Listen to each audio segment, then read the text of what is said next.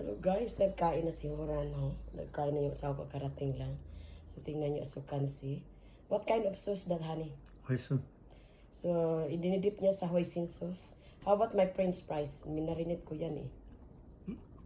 Nice. So, ganun yan guys, no? Taga-uwi niya, ready na yung food niya. So, thank you so much. Paki-share yung video.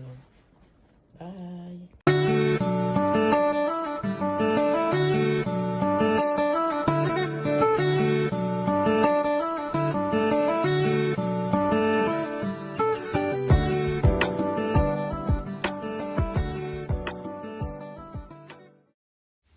For this video today, I'm going to cook my husband dinner, French fries, no?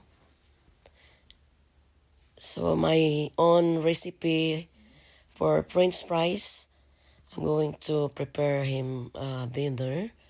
So first, I slice the fresh potato.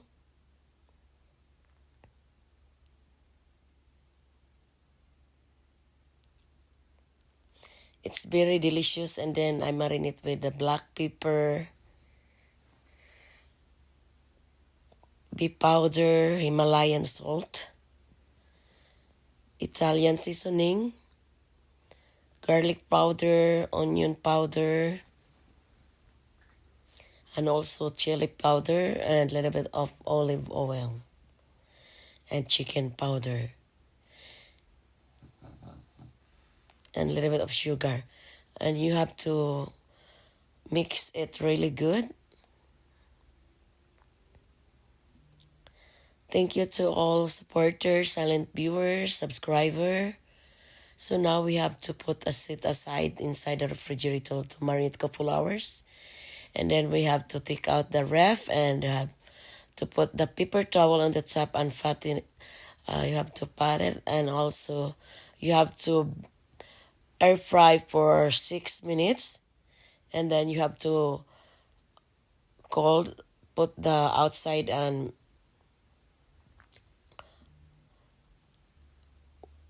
while frying the potato, I have to boil the chicken apple sausage. Put a little bit of water. And you have to turn so the sausage is cooked even. And then you have to add a little bit of olive oils. Now our sausage is ready to serve while our potato is still fryer inside the fryer. Or now we have to put oil. After the fryer, I put that in the refrigerator and make to color the French fries. So I add a little bit of cornstarch of that before I fry the potato. So now we have to fry it half cook and make it color. And then after that I put double fried, so make more crispier. So thank you to those who don't subscribe my channel, and don't forget to push the notification bell, so every time I upload my video, you're always updated. Thank you so much for always coming my channel and support. Please don't skip the ads. Thank you, and to all, God bless. So now we have to put the second batch. You have to try, guys. This is my own recipe, and my husband love it.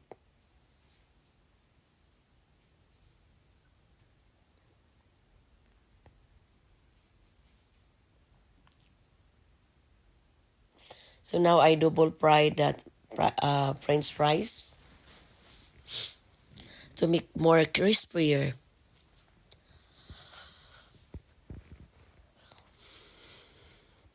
As you can see, it's really good because my husband wants he loves like crispy, like very cook. So now our french fries is ready to serve, and also my sausage. Then after this preparing my husband food, I put inside the microwave. So when he come home, it's ready to serve. So now, as you can see, I made some hoisin sauce and ranch sauce to dip it. And that's my husband food, but I try. It's really good, guy. You need to try. Subscribe, like, and share. And don't forget to leave comment and likes my video.